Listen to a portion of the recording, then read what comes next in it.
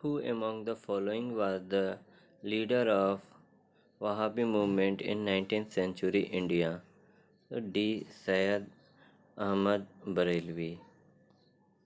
The leader of the movement was Syed Ahmad Barelvi of Rai Bareli, who was greatly influenced by the teaching of Abdul Wahab of Arabia and Shah Waliullah, a Delhi saint. The movement was primarily religious in its origin. It soon assumed the character of a class struggle in some places, especially in Bengal. Irrespective of communal distinctions, peasants united against their landlord. Who among the following passed the Indian Universities Act? तो answer हो जाएगा Lord Curzon.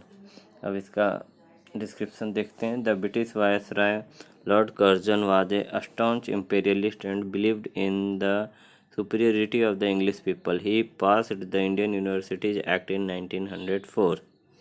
Third, monsoon winds of the Arabian Sea causes heavy rain in which of the following region in India? तो इसका answer हो जाएगा ए western coastal plain.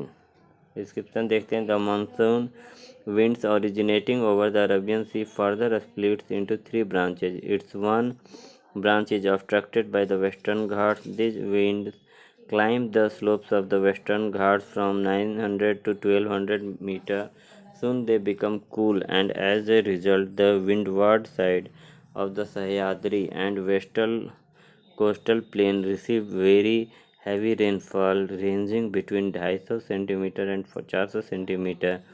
After crossing the western Ghats, these winds descend and get heated up. This reduces humidity in the winds. As a result, these winds cause little rainfall east of the western Ghats. Monsoon winds of the Bay of Bengal causes rain in region of Brahmaputra Valley and Meghalaya. The Sinai Peninsula is situated between which of the following seas? Red Sea and Mediterranean Sea. The Sinai Peninsula is a triangular peninsula in Egypt. It is situated between the Mediterranean Sea to the north and the Red Sea to the south. It is only part of Egyptian territory located in Asia. Hence, option A is correct. Which of the following state or UT has received its first ever official development assistance from Japan for a project? Andaman or Nicobar Island. A grant of 4.01 billion yen for a project for the improvement of power supply in strategically located Andaman and Nicobar Islands. The grant would be used to procure 15 megawatt hour batteries as well as power system stabilizer to allow better utilization of solar power generated in South Andaman. This grant is Japan's first ever official development assistance to a project in the Andaman and Nicobar Islands. Which among the following is not a function of the Reserve Bank of India? Accepting deposits from customers. Accepting deposits from the customer is a not function of the Reserve Bank of India. The Reserve Bank of India was established in 1935. First RBI governor was Sir Osborne Smith. Current RBI governor is Shaktikant Das. Which of the following is correct about the National Security Act?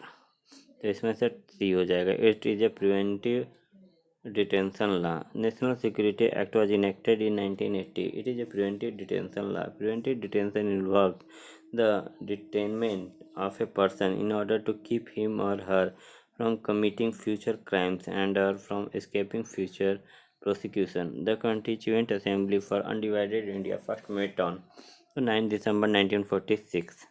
The Constituent Assembly for Undivided India first met on 9 December 1946 and it was constituted in November 1946 and under the scheme formulated by the Cabinet Mission Plan in 1935 the Indian National Congress for the first time officially demanded a Constituent Assembly to frame the Constitution of India. There is a need to keep large area under forest for absorption of carbon dioxide. Plants give us oxygen and take back carbon oxide from us. So it is necessary for absorption of carbon dioxide to keep larger area under forest.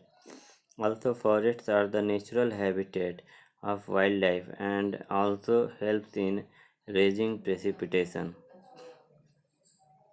Which of the following is a fat soluble vitamins that plays a role in blood clotting, bone metabolism, and regulating blood calcium vessels? The vitamin K.